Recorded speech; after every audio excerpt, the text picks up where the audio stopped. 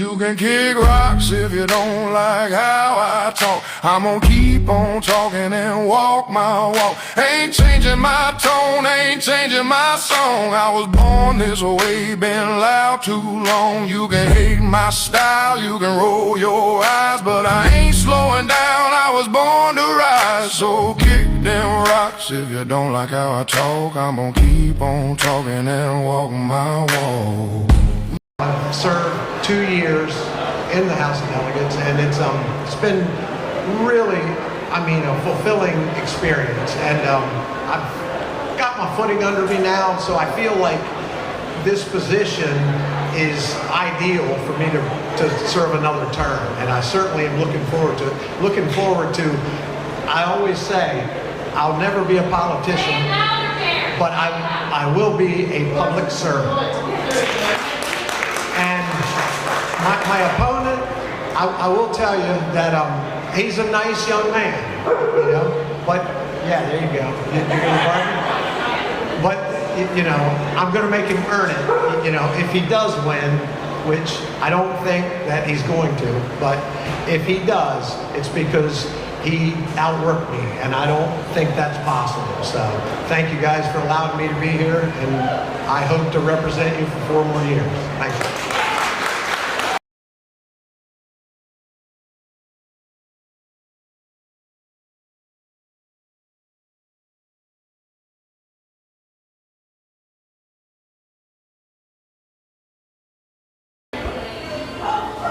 Okay, welcome back to Bridging the Gap. We are here with Delegate candidate C.L. Marshall. I'm running for delegate in 38A. Oh, okay. Yep, and 38A is a little bit of a weird district. We take in Berlin, south of Berlin, all the way down through public land in Snow Hill, all of Somerset County, wow. and around Princess Anne up into Allen a little bit. Okay, yep. So what makes you want to do this? It's pretty simple. The lower shore, that area I spoke of, Somerset County and the lower eastern shore, we were represented by Delegate Otto for a number of years. And one of the things that we've always had to fight for a voice to be heard on the lower part of the eastern shore. We are unlike any other part of the state. We have things down in Somerset County and the lower shore that they have nowhere else. It's a place of unparalleled beauty and unparalleled opportunity down that way. Now, thank you. Now, what are some of the things in your area that you want to fight to try to preserve? It's pretty simple, Fishermen, farmers, family, and faith. That's what I'm all about right now. Like that. That's it. That is what we are on the eastern shore. We're made up of a group of hard-working people. Farmers, fishermen. They get their hands dirty. They rise early. They work hard. And we certainly don't want anybody from Prince George's County on the other side of the bridge telling us how we want to live. Right. Where we are here is a very special place. I'm proud of it. I lived here all but 2 of my 62 years, and I'm going to make sure that I can fight and represent the people that are from the Eastern Shore, along with Delegate Beecham and some of the other folks, man. It's all about teamwork. And I believe that if I'm successful here, we can have a good team to work together. Are we going to be able to change the way Annapolis thinks? I don't think so, but I can tell you this, they're going to know we're here. I love it. I love it. Yeah, I know a lot of times it seems like, especially our delegates that are Republican, your back's against the wall because it's our state's so blue. Right. So what makes you think that you're going to make a difference in such a blue state?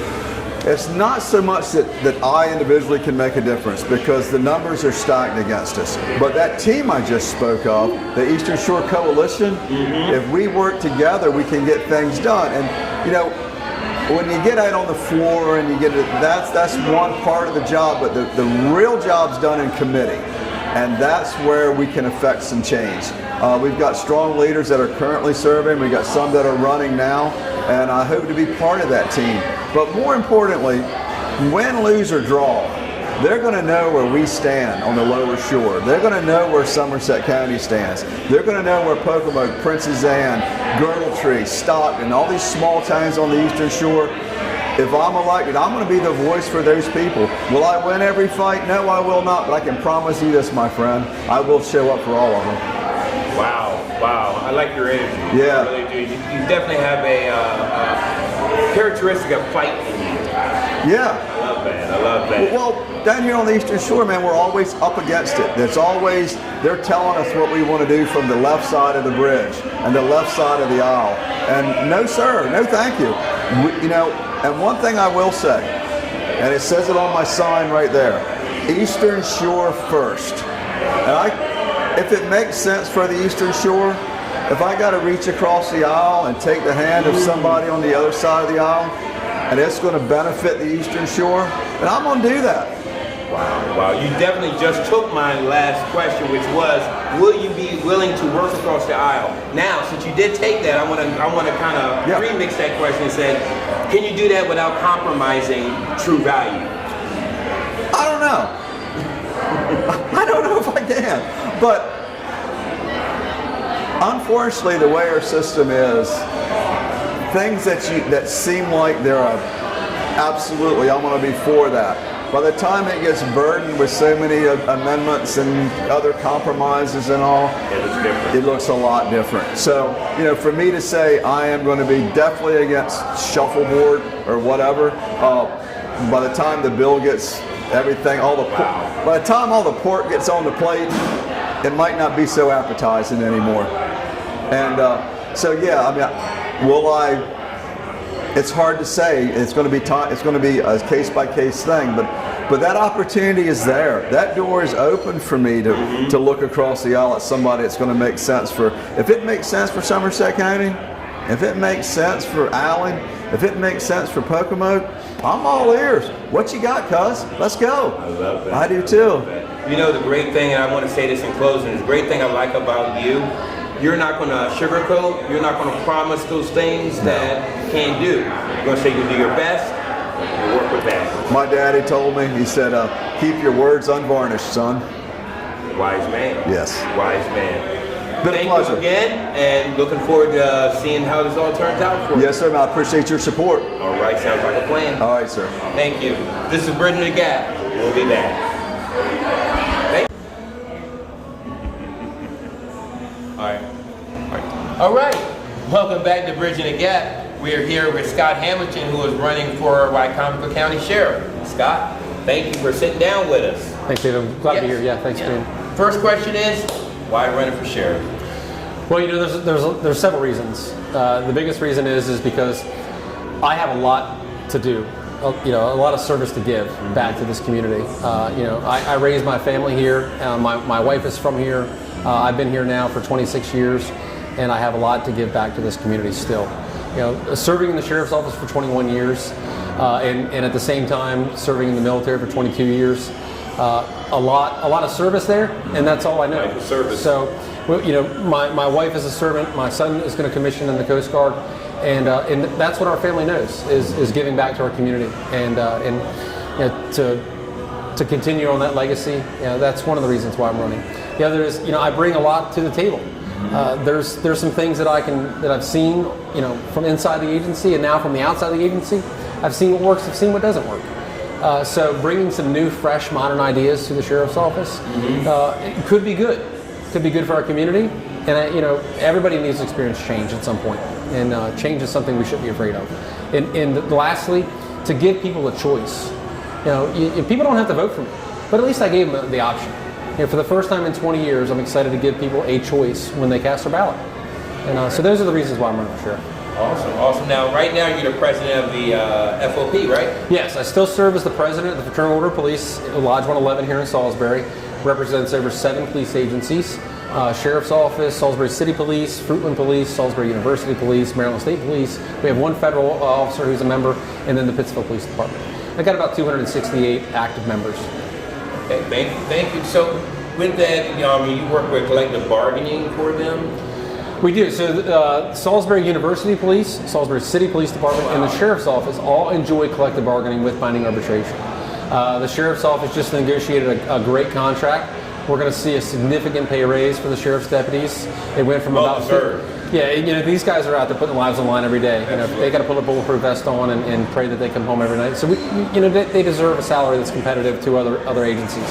To see them going from $57,500 to now $70,000 starting salary, That's really good. That's good. You know, and we couldn't do that without the partnerships that we have. You know, as the FOP president, I've been engaged with our county executive. I've been engaged with the sheriff and the police chiefs. We have those relationships to help negotiate these benefits packages, and that's what it's all about, is being able to work together. You know, to see some of the things that's happening at the city level with their collective bargaining process, it's really disheartening. You know, to hear that the mayor, you know, during his time on the campaign trail said we need unions, and now to say that he wants to get rid of it and get rid of the process, it's really discouraging to the men and women of the Salisbury Police Department, in the civilian police employees, and the firefighters, to see that their mayor wants to do away with that process.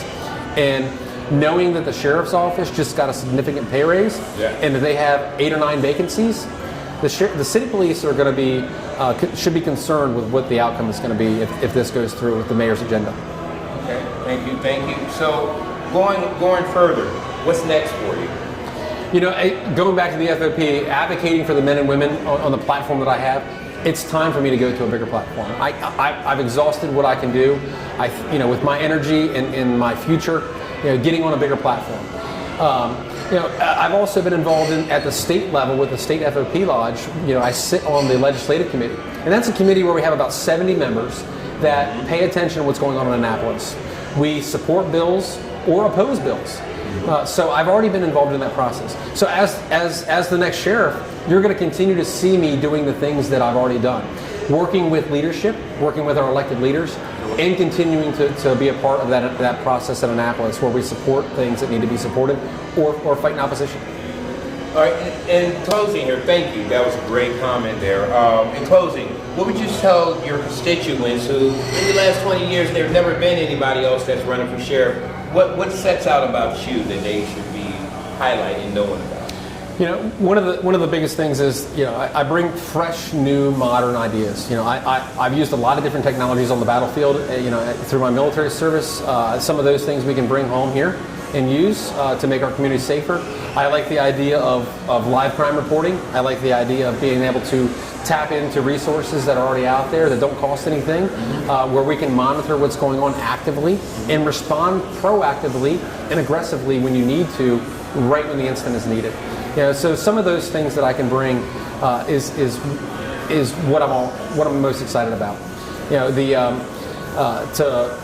to leverage the things that are already working. Again, I've been there. I know what's working. Right. But I've also seen the things that we probably can improve upon, and where we can refocus some energy and reallocate some resources to do a better job. You know, I think that our community is ready for a change, and again, I'm excited to offer that option to them. Awesome. I see you're kind of like out everywhere too. I've done pretty good with being able to get into some different environments and different people, and you know, one of the things that I haven't limited myself to a certain audience.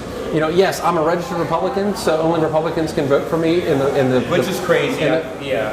You know, hey, that's our process. But you know, so on June 23rd, it's really important for registered Republicans to come out and vote and make their choice.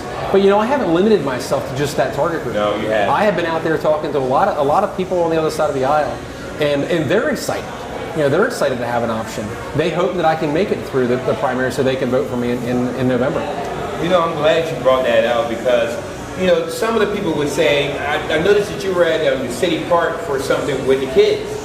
And, you know, some people say, well, there's no Republicans out there. There's nobody going to vote. But as a sheriff, if you're the sheriff, you got to work with everybody.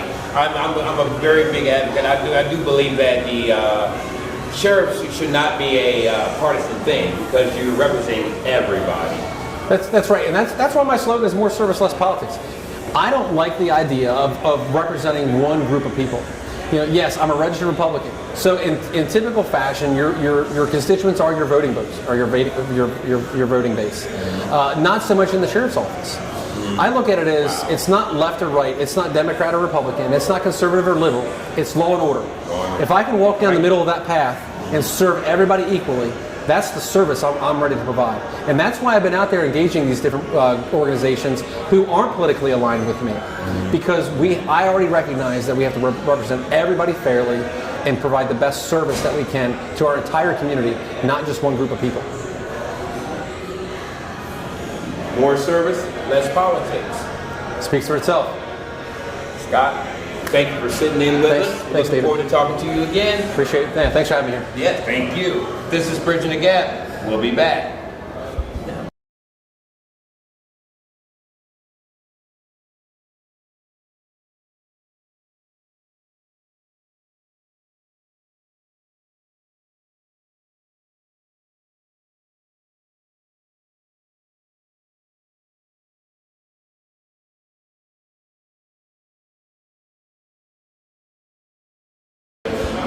All right, welcome back to Bridging the Gap. This was going to be a one near and dear to my heart because we're talking to the councilman that you're at large now, but you're running for District 2, a place where I'm from. Right. James Nguyen, welcome aboard, bro. How are you? I'm okay. I'm Good. Talk to me. Well, I'm tired. I've been campaigning. Yeah, I noticed that. I was in Hebron, my wife and I was in Hebron like last week, and every street we turned on had at least 5 James Nguyen signs. I mean, is there a door you haven't knocked over there? Well, I'm getting ready to start doing that, so I haven't knocked a whole bunch yet, but Really? yeah, those are just people that I've just known, I guess, or I've helped them, or they've helped me, or we've worked together through my campaign, through my time being on the council right now, and they wanted to support me. And I didn't have a hard time handing signs out, so that was really nice. And Right. you know, I've been campaigning here for like a month now, and I can't wait for the election to be over with. I wish it was tomorrow, because it's a lot of work. It's tolling on you. Right. You know what's unique thing about you? We had this conversation 4 years ago, and you said the exact same thing. I just want to be over with, but then you were right then you're about to get married. Now you're actually married. Now I'm married. Yep. Wow. I'm married, yeah. But let me ask you this, like, especially being a waterman, has it been easy being a councilman in that area? Especially being a what? A waterman and everything. Well, I do like to fish. Now, I wouldn't classify myself as a waterman, but I would like to. He's a waterman. Well, I like to fish. Duck hunt? Yeah, we like to be on the water. Waterman. But for all my watermen out there that do oyster and crab, we respect all of them. Absolutely. And we did a seafood ordinance for them to. Yes, you and Captain Joe. Yeah. Joe Lappin. He had some legislation that he wanted me to put forward to give watermen some sort of protection. So they have like a seafood ordinance, and that goes across the county where it protects the watermen for their business, their job. That's what they do. So like it's the same thing with like kind of like the Right to Farm Act. Right. As if you move next to a chicken farm, or you move next to a hog farm, or you move next to a farm in general, and there's smells or noise or something that you can't do much about it because you move there. Right. And that's their livelihood. That's the work being done. And so we did the same thing with the seafood ordinance. And I contacted the Coastal Railroaders Association. They were okay with it. And so we pushed that through. And now we have some sort of legislation, or we have some sort of standing where if somebody was to move here from out of county or out of state, they move down to the west side, and they're living on the water, and they hear the guys picking their crab pots up or oystering, or their radio is really loud. Well, they can complain, but you signed a waiver saying that when you bought the house, there's a seafood ordinance, just like there's a Right to Farm Act. There is a seafood ordinance that gives the watermen some sort of rights, to protect them from losing their livelihood. So, sorry. No. I appreciate that. Now, I do want to ask you this. You got a lot of pushback for things that were good. I mean, you got pushback for picking up the Bible and saying a couple scriptures, for praying and things like that, but you still put your name back in there. Why? I ask myself the same question. Why? And I'll tell you why. It's because I live here. And if I'm going to live here, if I'm going to be a part of this community, I have to be involved somehow. Because I just know too much now from being on the county council, and I know how things can go, and I know how much better things can be if someone's willing to do a little bit of work to do the right thing on that council. Right. And that's why I'm running. I live here. if I wasn't on the council, I would be looking to move out of state, because the state here is just it's dragging people down, and it's not good for people's wallets. You know, it's hurting everybody's wallets. Cost of living is through the roof. And it's not You gotta tell me twice. Yeah, don't blame it on Trump. You know, Right, the state of Maryland is Start here. Yeah, the state of Maryland is putting us out of business. Is what they're doing. right. They don't want us to make money. They view me as a business owner as the problem. Yeah, and they want to raise minimum wage. They want to take all of our agricultural land, and they want to put solar panels up because they want to shut down all of our coal factories, and they've done it in the state. And people wonder why electricity is high. People wonder why cost of living is high. People wonder why taxes are high. And now, next year, if we get the same governor, which people, if you're watching, please do not vote for Westmore unless you want to have higher taxes and higher, sales tax. The sales tax is going Air to go tax up. is kind of high too now. Yeah, and a paint tax. They're putting a paint tax on there now. Wow. They want to tax you to death. And that's the problem with the state of Maryland. And so I live here right now. And as a resident of Wycomico County, and I plan on staying here for a little while longer, while I'm on this council, I will be here. And I have to be involved somehow. And like I said, if I'm not, I'm out of here, because this place wants people like me to leave, unfortunately. Wow. And being on the council, I would never have said that if I never was on the council. And I'll tell you that because since I'm on there, I know too much now. I see everything is coming down from the state. Every year, the state says, oh, well, we're going to put $10 million more on you that the county's going to have to pay for, but really the state should be picking it up. But since the state has no money, we're going to go ahead and charge the county another $10 million, and they're going to have to find the money somewhere. And so you think we're making ground because our county's growing, right? Our county is growing. It is definitely growing. The income tax is grown more than our property taxes now, and we've had to lower our property taxes because of the revenue cap, because we've had so many people moving into the community, right? It's funny, we had 5% of the community of Maryland is leaving, right? 5% of Maryland has left since Westmore.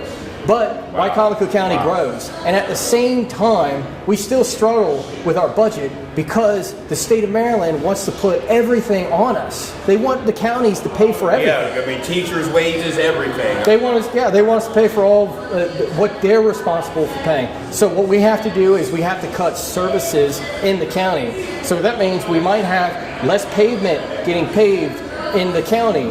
So if people are watching this and they're like, I'm on the fence, we're voting for Westmore or not, well, if you like high cost of living, well, you just keep on voting for a Democrat. But if you want low cost of living, get your head out of the sand and vote for a Republican, because we cannot do 4 more years of Westmore. If you want less, you vote for more. And that's the truth. That was interesting how you said that. No, it's true. Right. And I want to keep what I earn. And I have no problem paying taxes as long as it's going to the right places. Thank you. You know, Sorry, that was a lot, David. No, that was great. That was great. was a lot. Actually, what came to my mind is that you have something that I have called production ADHD. If you're not productive, you're ready to get gone. I'm ready to go, yeah. Wow. So, and I know you and I have had this conversation before. This is my last little statement question. You're not a career politician, so after council. Well, this will be my 4th year, so what's the career mean? You know, I'm not making any money. This is true. So, but after 8 years, if elected or re-elected, you'll be there 8 years. Is this going to be the cap, or are you thinking about doing nobody something knows. else? Nobody knows. I don't know. I don't know what the future holds. I don't know if we might not even be alive anymore because the world's gone so crazy. You know? The rapture might happen. Possibly.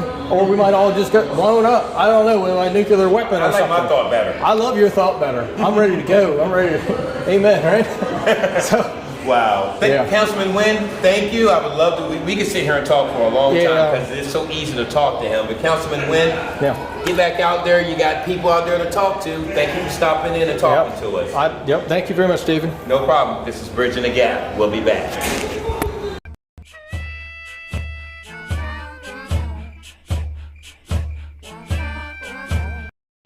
Okay, Welcome back to Bridging the Gap. We're here at a meet and greet for different candidates that are running for county council, and we're here with Mayor Ben Jordan. Mayor, Hey, thank you once again for sitting down with us. always. This time as a candidate running for county council. Yep. What made you do that? I mean, honestly, the same reason I got into become running for mayor was I saw a need in the community. You know, me and my wife prayed about that, and prayed about this, and took a step in faith to, you know, make a difference in the county. And I noticed that your slogan is God, Family, County. Yep. I like that. I like that. So you didn't have any kind of hesitation in putting God in there? No, but I've definitely had people that complain about it once you do. So, Okay. Do you regret that? no, not at all. All right, good. How will you represent all the residents of your area, including those that did not vote for you, if they do vote for you? Yeah, I mean, that's the cool thing about dealing with the county council is because, yes, like I'm running for District 5, which encompasses Parsonsburg into Salisbury and then Delmar. But the cool part about that is just because I represent District 5, Right. doesn't mean that I don't have a voice for every other district in the county. From like Mardella to Hebron, which is where I originally grew up. Okay. You know, so there's needs across the entire county that need to be met.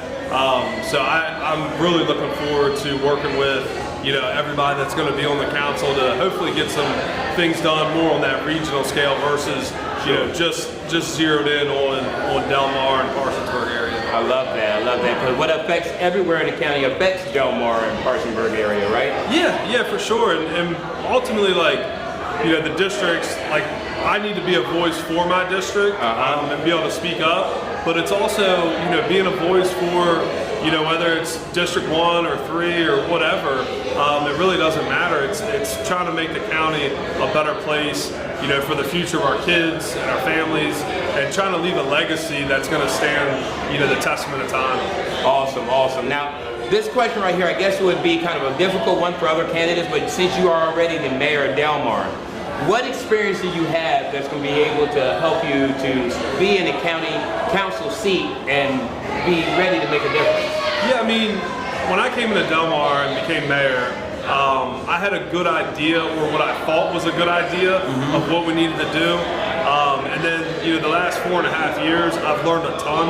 I've learned more about wastewater treatment systems and water, you know, filtration for chemicals for the, you know, wells and all that. Like, and so the cool thing is the last 4.5 years, I've really learned how to work the legislation side of things to be able to have that positive change, and understanding how to work with not just the county but the state and federal levels to be able to get funding for our areas, which is a huge thing that a lot of people don't talk about. Right. But it's something big that we need to look at more, is trying to get the state and federal dollars to be spent back into our area. Okay, good question. I mean, good answer, excuse me. Good question. That's a good question, too. Well, thank you. Now, I know when I drive through Delmar area and through Parsonsburg, there's a lot of farmland and everything like that. Yeah. And we also know there's a lot of developments that are coming up everywhere. Yeah. How will you be able to kind of balance that out and not just destroy the farmland area, but not like push away development? Yeah, so like when we came into office in Delmar, a lot of the ag land that was there originally had started to get rezoned, but it was all before we had even gotten in. So the first thing is to figure out where, you know, what land is zoned agricultural now and maybe allotted to change in the future. But a big thing is like that's coming down the pipeline from the state is solar fields. And that's another thing that we don't really want to see. We don't want to see a mass solar grade on the Eastern Shore. But as far as farmland, it's near and dear to my heart. That's one of the first jobs I had growing up, was literally picking sweet corn for Birches and Westo, and then even you know, later doing chickens in Mardella, and you know, with some friends of mine. So yeah, I mean, it's, you know, the farm, we have to take care of our farmers, because without that, I mean, that is literally one of the cornerstones of the Eastern Shore. Sure is. Farmers and fishermen. Sure is. And we have to continue that legacy. And unfortunately, we have people that don't understand that. You know, they don't understand how valuable our farmland is and our watermen and how much they do for our community. And yeah, so it's important to me that when we talk about growth, we talk about it in a strategic sense, not just adding houses for the sake of houses. Right. But we need to make sure that we have the infrastructure in place to be able to handle those things. So. Okay. Well, I better let you get back out there. You got a lot of people that want to meet you, and looking forward to speaking to you more in the future. Yeah, appreciate it, man. Thank you again, Mayor Jordan. We'll be back here soon with our June next 23rd, vote. June 23rd, you heard it here first. Thank you again. Yep.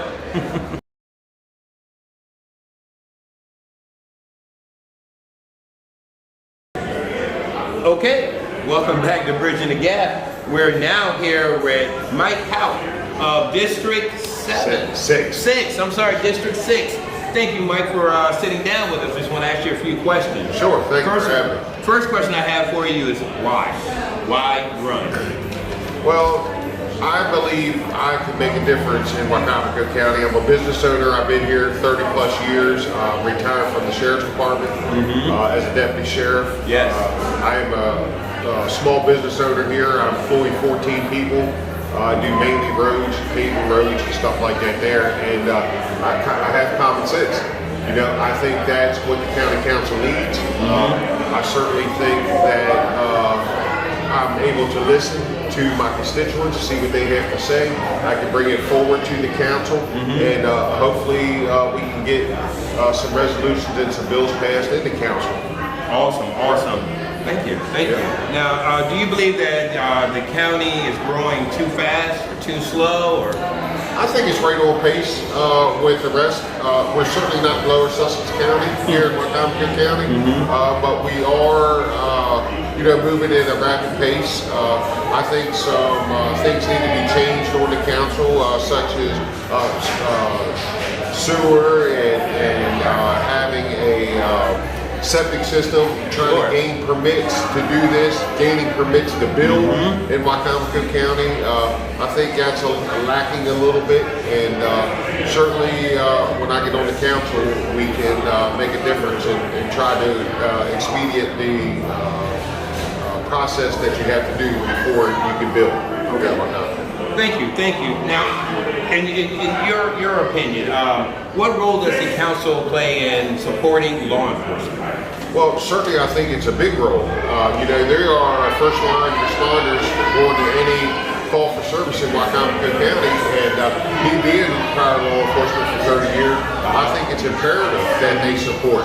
I don't agree with everything that the county council currently does, but they're looking out for their first responders, and I think that's a good choice. I mean, when I first started in police work, my salary was under $17,000 a year.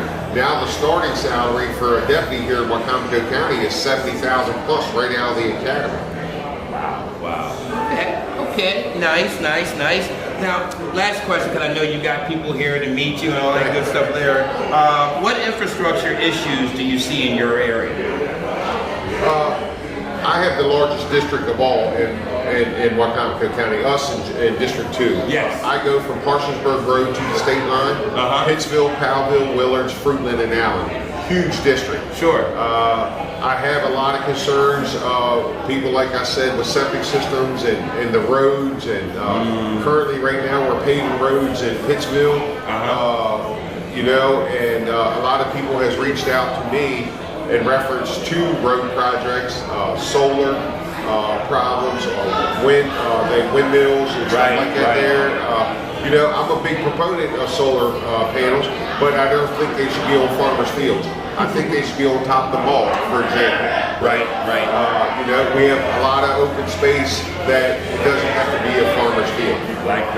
That's making, Warwick has done a great job so far. They made it in their parking lot. They put solar panels so their customers can pull underneath of it and sit there. We have a mall that's almost empty. We can put a lot of solar panels in there. I certainly don't want to be a resident. I certainly don't want to be a resident looking out my front door and seeing 10,000 solar panels sitting in my front door. So, infrastructure-wise, I don't know too much about it. I have received some phone calls on it, and if I'm on the council, I'm open. I have you know, I'm open to anything. I'm willing to sit down and listen to my constituents, see what they have to say, and we'll move on from there. Outstanding. Thank you for sitting down and talking for a few moments here. Thank you for having me. There's a lot of people here, a lot of people that you can meet. I hope this goes well for you. Thank you. Thank you again. Have a great Bridging the day. Gap, we'll be back. Thank you. Yep. Thanks, Nate.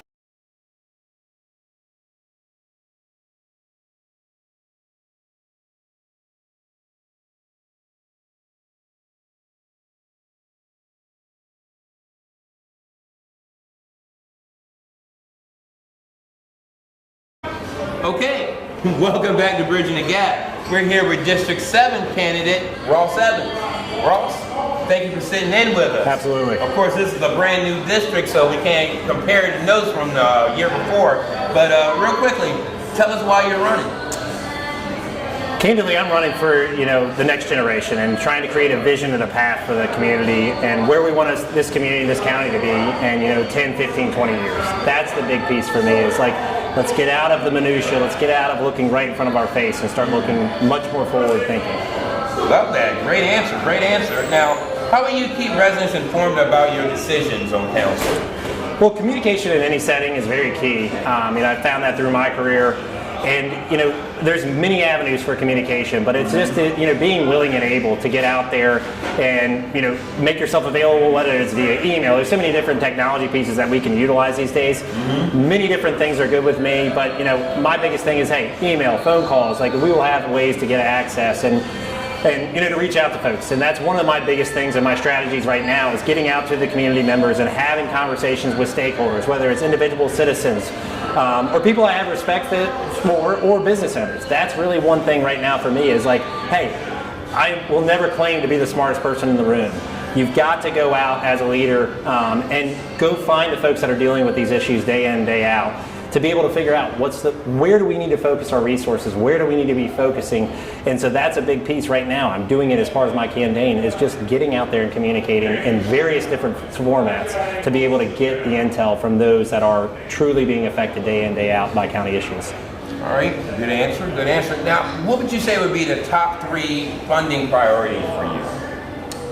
I would say, number one, obviously, we need to continue to fund the schools and make sure we take care of our next generation and the education that goes around that. And number 2 would definitely be infrastructure. We have some challenges on the shore. Hey, I used to joke when I'm going across the country for business. I used to laugh at, hey, I get a little queasy if I'm not driving over water every 10 minutes. So, there's that challenge around here where, that is definitely something that we look at. So infrastructure and the wastewater and water is one thing that it cannot be fixed overnight, but it's something we need to be cognizant of and begin planning for. And that's definitely something that the infrastructure needs to be a big focus for us. And I guess that's really only 2, but those are really 2 big issues for me. And it then more broadly just goes to, hey, let's hold ourselves to a higher standard as a county. Let's look at this, and it's not just about what we says we got to do this. That's fine. Let's go above and beyond. That's how I felt like I've been successful professionally. Is standards here, but we're going to hold ourselves to something higher than that. Wow. And then that's how you make a greater impact with folks. Never cap yourself too low there. Exactly, and always be reevaluating. Complacency is a very dangerous thing, and I think that we need to continually keep looking to set the bar higher for ourselves as a county, and doing things that really make it so that we're more attractive for solid families to come here and choose to live in Wicomico. It's a very unique district and a unique county that we have because geographically we're in a predicament. We've got Sussex County, which you talk to any developer, you talk to any business owner, it's going bonkers. You've got Worcester County, and everybody's, well, they have the beach, they're always going to have the beach. But there are levers we can pull that I believe we should be looking at pulling in the future for this county to make it more competitive and draw people back to Wicomico County, like what drew my family here in the mid-'80s and why I was born and raised here. Incredible answer. Thank you. Thank you. And now, you did talk about families moving here. Of course, families not going to move here if there's no business. What can we do, or what can the council do to help to attract businesses back to Wicomico? It's a great question, and I do think that, specifically, it's one of those things where we just got to go get input. One of my things that, I'm fortunate I've got some friends that work in HR for some of these larger businesses, and I think it's very important that we go and seek those folks that are hiring and figure out things and figure out directly from the source. Their job, they are compensated to come here and to bring good people into these businesses positions. So let's go get directly to them, find out their feedback on what it is that either sways them to say move to Wacomico County or sways them to say to move somewhere else. And let's look in the mirror and have some really good self-awareness to say, all right, here are our issues that we're hearing directly from the source. Let's start making efforts to put resources and time into those issues so that we're taking the weaknesses and turning them into strengths. And so there are other levers as well, but creating an environment that makes it so that businesses are like, this is a great place to live has got to be it. And yeah, there are things we can do, and it's one of those things that, again, you can't just pull the faucet, turn it on or off. It's something that's got to be much more forward thinking, and that's planning. You can't, we want to sit there and say, hey, I want summer 9 months out of the year. Like, let's be realistic and let's look at this and say, okay, here are levers we realistically can pull. Some of them that we can make an immediate impact. Some of them are going to be a 5, 10, 15 year picture. But looking broader, not being worried about yourself, but being focused on the county is my biggest mission in running for this office, is that it's not about me, which the self-promotion of running for office is very, makes me very uneasy if I'm being candid with you. But, it goes back to, this is about the next generation. This is about the county more broadly. And if we can create that vision for what we want Wacomico County to be 15, 20 years from now, and make every decision founded in that, this is the target, this is where we want to get, we will get there. One little small step at a time. Wow. Well, I don't have any more questions here right now, but I would love to have you in studio to definitely have a full interview. But Ross, that was good. I'm looking forward to talking more with you. Really appreciate it. Was there anything that you'd like to say before we conclude this? My biggest thing is, hey, the November elections for us, obviously no primaries in District 7 for the county council seat, but it's a long cycle, and just be out there in the community and do what you would do for others. The golden rule is really big for me. Absolutely. And that's one of those things. Hey, we got to have folks that continue to put the greater good of the county at the forefront, and that's really where I'm at. Let's create that vision. Let's always think about the county first in every decision and everything we do. I'm going to attach a scripture before we leave. Without the vision, the people perish. You seem to have a vision. Stick to it. Very much appreciate it. I appreciate you. This is Bridging the Gap. We'll be back. Thanks a lot. Appreciate it. Haters talk, let the rumors fly. I ain't got time to wonder why. The good Lord knows the man I am, and I'll die standing tall with a mic in my hand. You can kick rocks if you don't like how I talk. I'm gonna keep on talking and walk my walk. Ain't selling my soul for a seat at your table. I'm rough, I'm raw, I'm wild, I'm able. You can hate my fire, but you can't kill my spark. I'm a midnight flame burning through the dark. So kick them rocks if you don't like how I talk. I'm gonna keep on talking and walk my walk. You can kick rocks. You can kick rocks. You can kick rocks. I'm gonna keep on talking and walk my walk. Hi everybody, I'm David James. I'm actually from Tiburon, born and raised down here. I'm also bridging the gap, which anytime I get an opportunity, Matthew, Cameron, and all the others, anytime we do something, I want to make sure everybody in this county knows about it. I'm very proud of seeing what has happened in these last 3.5 years, and what y'all are doing here is extraordinary. I do have a concern as I'm looking around the room right now. If you look around the room, probably the only dark skin when you see in here. However, the West Side does have all colors. Now, what's so great about here? I'm 50 years old. All right, born and raised on the Tiburon Road. What was so great and what kept everybody together was love. And this place still has it. However, for some reason, there's been a separation. Well, I was talking to my wife, and I don't like to put my foot in my mouth and say I want to do something without the net telling me, hey, you can do it. So I want to extend whatever we can do to help to try to integrate it more. Get people, because I know when we get out there on the Christmas dinner, you got everybody here.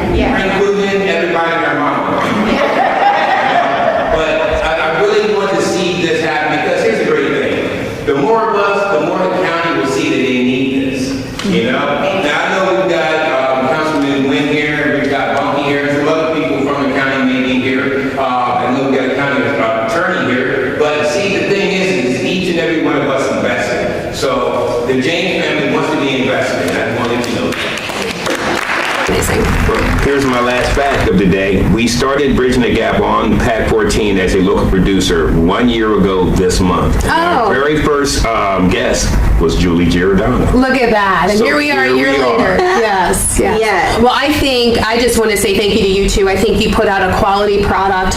You search for the truth. You don't create narrative. You don't just invent things, for, to create shows. Like you really seek out, the information and you go to the source. And I really appreciate that. Thank you. You might see that clip in a lot of different spots. I appreciate that. Seriously. Well, Man, I am and I'll die standing tall with a mic in my hand. You can kick rocks if you don't like how I talk. I'm gonna keep on talking and walk my walk. Ain't selling.